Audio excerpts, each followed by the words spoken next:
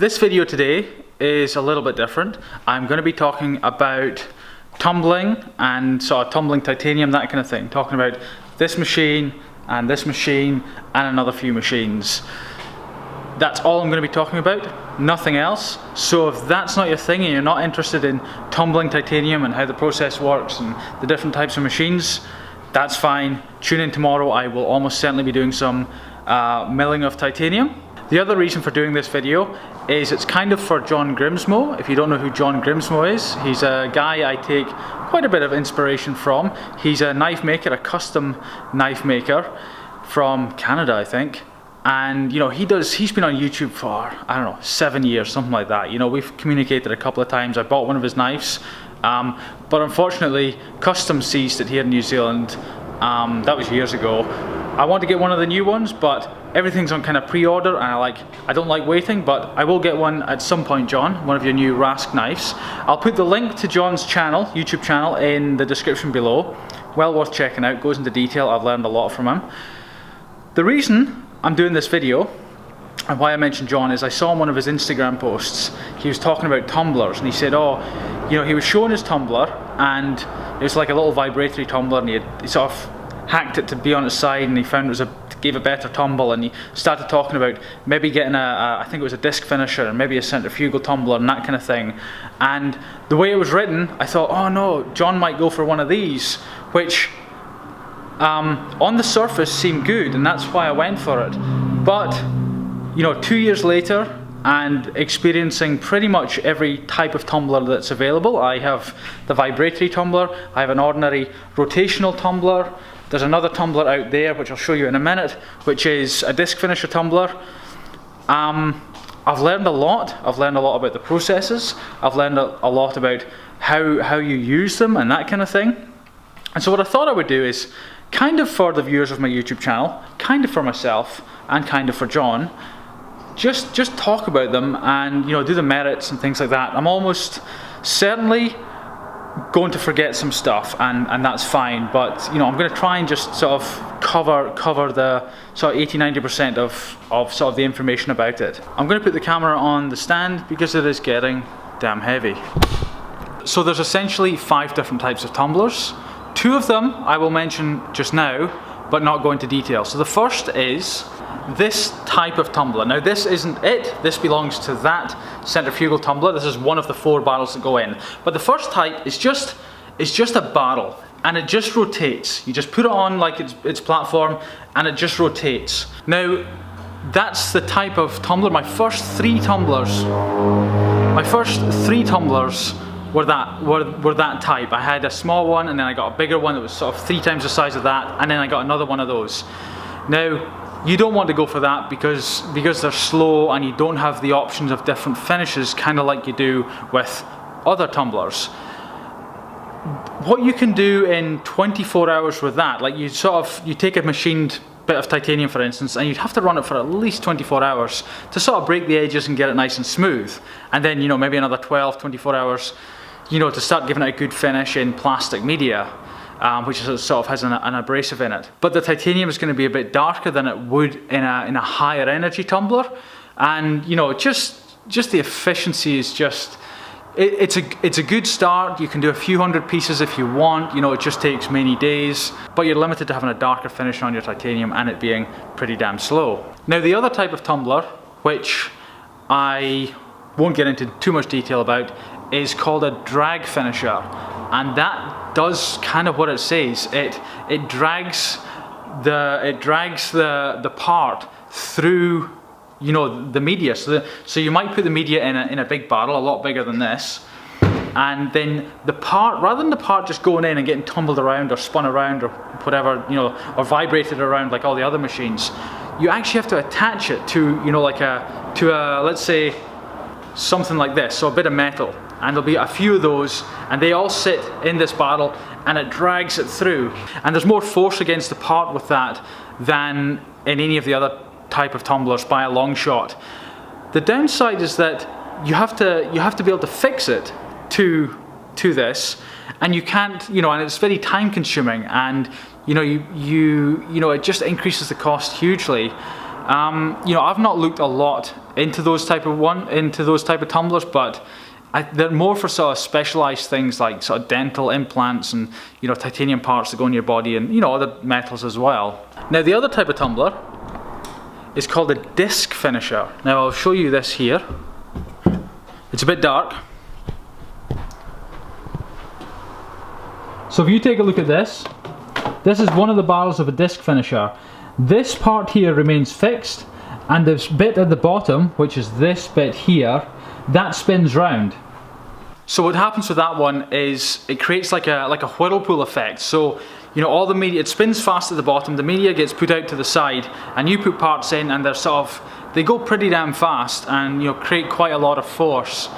But the problem with that is you have to have quite a big barrel to get, you know, a lot of parts in. I mean, you saw the size of that barrel there. It was about, you know, maybe that size by that high, and I could put about 20 parts like that in there, which may sound like a lot, but once I put those 20 parts in, the sort of toroidal sort of force, all the bits coming out to the side, it would collapse in on itself, and therefore it stopped being effective. You can only put so many parts in, you're kind of limited.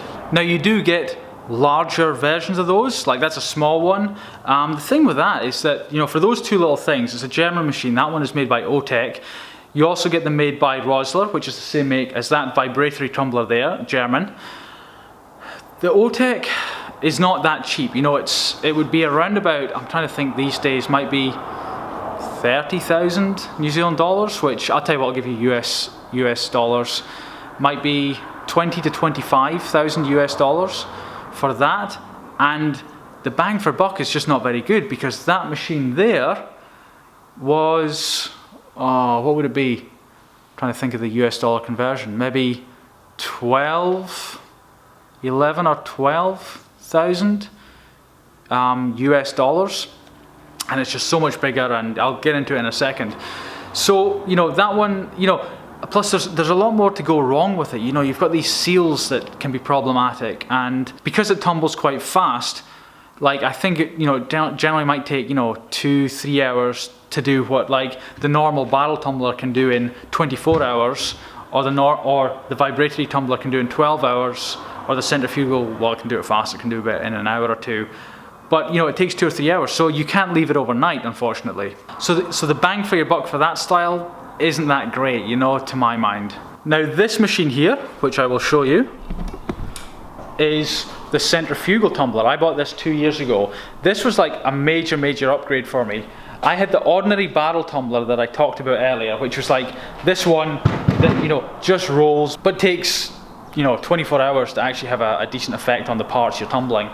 This one takes 4 barrels, or 2, it's got to be balanced, so you can put 2 or 4 in, and it spins at up to 175 RPM. And when you're going at that speed, the G-force gets up to something like 20 Gs. So that's why, for essentially the same method as just a barrel rotating, it's doing the same action, exactly the same action because of the way it works inside with the cogs and the wheels, but it's doing it like 20 times faster or thereabouts because it's got 20 Gs. Now the good thing about that is you can get a brighter finish, you can get sort of different finishes, you've got more control over it. You know, you can change how bright you want to finish just by speeding up and slowing down, you know, the RPM and that kind of thing. That machine there cost around about, I think, 25,000 US dollars. That was a couple of years ago when the exchange rate was a little bit different, certainly for me in New Zealand. But that's what that machine cost. It's really paid for itself. It's done a lot of work. And you can do in 1 or 2 hours what that vibratory tumbler there takes, you know, 12 or more hours to do. Now 2 years ago, that was like the no-brainer decision. I didn't even really research those, and I'm kind of wishing I did, because that machine there, you know, if we do the sort of maths on it, when you've got a barrel like this is the barrel that goes into it. You could get, let's say you're doing knife handles or knife scales as they call them. So you have 2 sides to each knife, so you're doing, say, 3 knives. So 6 individual pieces. Now you could fit 6 in there. You might fit more, but you might fit way less. And the reason for that is that I've found that depending on the part size and the type of part, they can hit into each other and mark each other. And you know, if you're doing custom knives, for example, that's going to be an issue. So, but let's say 6, it's a good average. You fit 6 in each barrel, there's 4 barrels, 6 plus 6 plus 6 plus 6, 24. So let's say you want to do 240, just to keep it simple. 240 individual parts, so that's 10 cycles, so that's 20 hours. So, every 2 hours, you've got to be switching out a new set of barrels and putting in another set. Now, so in a day, let's say you're working really flat out all day and you're doing, you know, a 10-hour day and then another 10-hour day, which, you know, is not unreasonable if you're doing, you know, if you're sort of running a business. That's kind of what you do long days quite often. So 20 hours of machine time, but another maybe 4 hours or so, let's say, of, you know, changing over barrels and things like that. Now, that tumbler there is the smallest that Rossler do. Other companies do them, and other companies do smaller ones, but, you know, it seems a big tumbler, and it was, you know, but the size of it, it's got a way smaller footprint than this one here. Not only that, but it was a lot cheaper. I think it was, let me think, at least half the price, probably a bit less. So, you know, it was about a third of the price, something like that.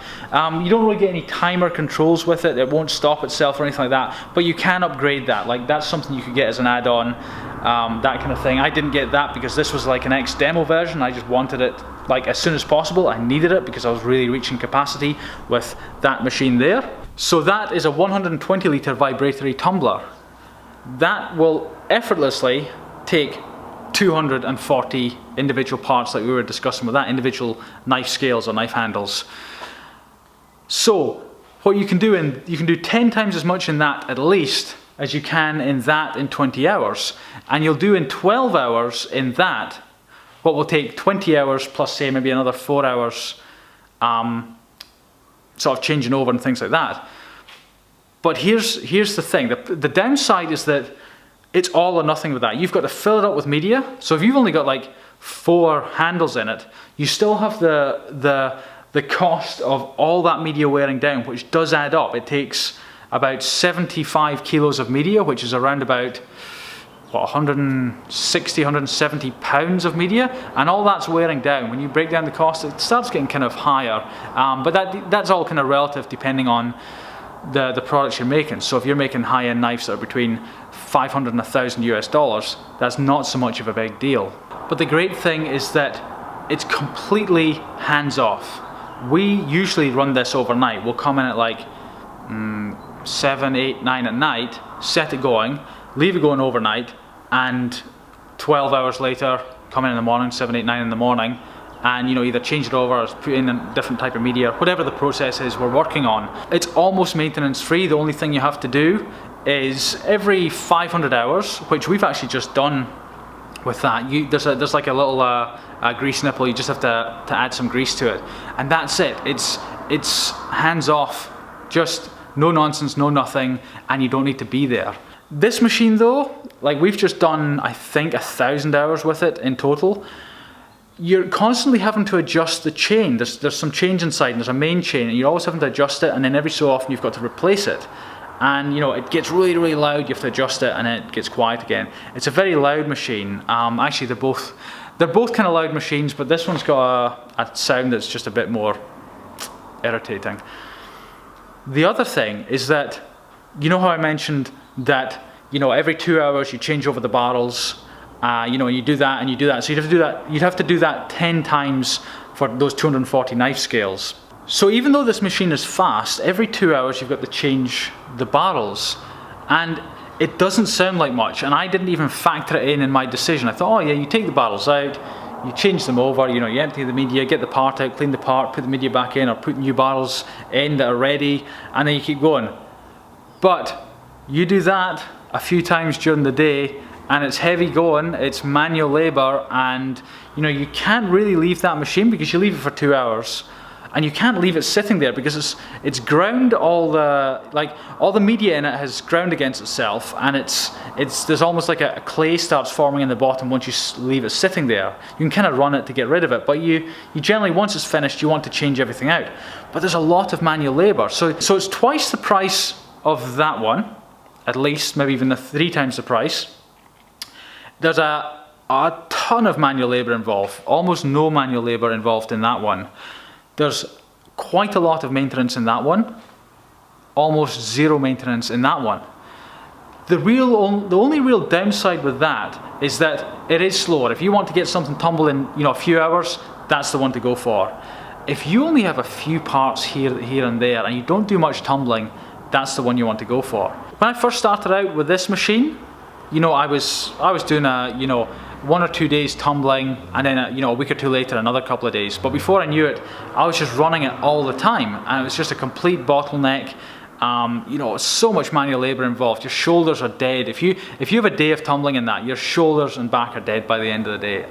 It doesn't sound like it, but I wouldn't have believed it myself until you actually spend a day working with it, and you're like, this is just a pain, literally a pain.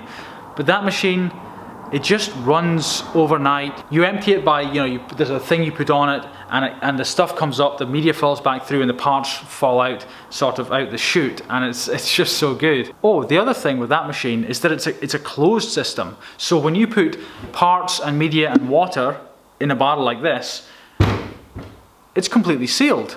And so, sometimes we'll run it for an hour, take all the barrels out, change the water, put fresh water in, and then run it for another hour. But that machine there, you have the water flowing in and the water flowing out. You can maybe see the pipe sort of down here. But that machine there, you have the water flowing in and the water flowing out, and you can sort of set the different levels and things like that. And I think that's all I'll say about these various machines just now. There's definitely more I could say about these machines, and I haven't even touched on the tumbling processes, which, I could talk about literally for like 2 days solid, just on what there is, just the variables and processes and things like that. But I think what I've tried to do with this video is share like a real user experience on what it's like sort of using and living with different types of tumblers. You can sort of look at the websites, you can speak to the people that are selling them and that kind of thing, but actually using them and what it's like to use them is something that you don't get sort of from their websites if you're trying to get information, or their brochures, or if you're talking to the salesman, they're talking about the process typically, and and the results, which is what you want. But like after experiencing these two, like the centrifugal tumbler and the vibratory tumbler, if I could sort of do the 2 years again, I would probably still get that because it was good for like the small parts I was doing at the time. But my business grew really fast that year, and before I knew it, it was like, this is becoming a bottleneck. That's the recent purchase I bought last year. Without a doubt, another one of those would be the next purchase. I was considering getting a larger one of these before I got that one. The larger one of this was something like, I don't know, 160,000 New Zealand dollars, which was, what would that be, 120,000 US dollars, 120,000 US dollars to get the capacity, sort of 4 to 6 times that capacity. But to be honest, 1 or 2 of those would do the same thing, and that would be a quarter or a fifth or a sixth of the price, something like that. I'm not quite sure, but it's a hell of a lot less, and there's just too many benefits for that one compared to that style. The disc type finisher, the one I showed you earlier that was through in that room there, I wouldn't even consider one of those. The ordinary barrel tumbler, can't consider that. The drag finisher is, it's just really impractical, certainly for me anyway. Right, I've just finished editing the video you've been watching. There's 3 more things, very important things I need to add. Sorry for the traffic noise, sorry for the sleepy look. I just got up at 5 AM to edit that video. The 3 things, I might not have been clear in the video that I wouldn't go for a centrifugal tumbler again. I think it sounded like I would buy, if I was in the same position again, I would buy a centrifugal tumbler, but I wouldn't. What I would do is I would buy a smaller vibratory tumbler, like the one that I showed you, the Rosler one. that's big, it's 120 litre. What I would do in hindsight, if I had to do it again, I would buy a smaller one. It would have to be from a different manufacturer, but I would, you know, try and find the best manufacturer of them, and I would buy a smaller vibratory tumbler if I had to do it again. The second thing is that I made it sound that when you put, let's say, 240 parts in the vibratory tumbler, that everything's going to go smoothly, but you might only be able to fit 6 or less parts in the centrifugal tumbler. I've not been running the vibratory tumbler long enough and with a different range of parts that I can say, with 100% certainty that you're not going to get issues putting in, say, 240 knife scales, like knife handles. You might only be able to put in 50 in. It's unlikely. You will. There's almost certainly you will be able to put in a lot more. But until you actually test it and the type of product, if you've got nice, a flat area on your knife handle, there's a good chance that the ends of the other ones hit into it in the vibratory tumbler. Almost certainly will happen in the centrifugal one. But the vibratory one, it might happen as well. So I can't say that you're not going to get problems there. And the other thing is, if you're doing titanium, I have found that both those companies, United Engineering and Roessler, they both like to say, yes, we can polish titanium. And it's not quite true. They can get a polish, they can get a form of a polish. I got test parts done with both companies, and you can get kind of a polish on a rounded surface. Like my titanium pen and pencil that I make, I can get a reasonable polish with that. It's okay in the centrifugal tumbler. It's a lot better in the vibratory tumbler, but that's specific to Roessler because they got a very special process. And you don't really get in on the process until you actually buy the machine, which is fair enough. The process works though. But as far as I understand, you won't get a mirror finish.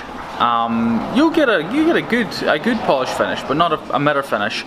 And even then, on both machines, it will only be on curved surfaces, quite curved surfaces. From what I understand, it's not possible to mirror polish titanium in any sort of tumbling process.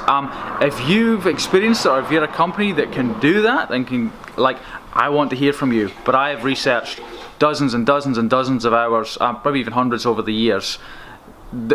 Titanium is just such a difficult metal to work with. I don't think it can be done. So I thought I would add that because tumbling titanium is what I do, and getting finish and getting a good finish, and certainly trying to get a polish finish is something I've been battling with for a long time. So even though both those companies say they do it, it's not a true polish finish. The flats of any titanium that you polish, they're not going to be polished. It's just the way it is. I've tried both companies, but nevertheless, they both do still offer a very good finish. The vibratory it wins out though, definitely in sort of polishing in that regard. If you've got any questions, leave them in the comments below. I will see what I can do about answering them. I think I will leave it at that. I will of course leave you with a quote. It is by Henry Ford, and he said, "Don't find fault, find a remedy."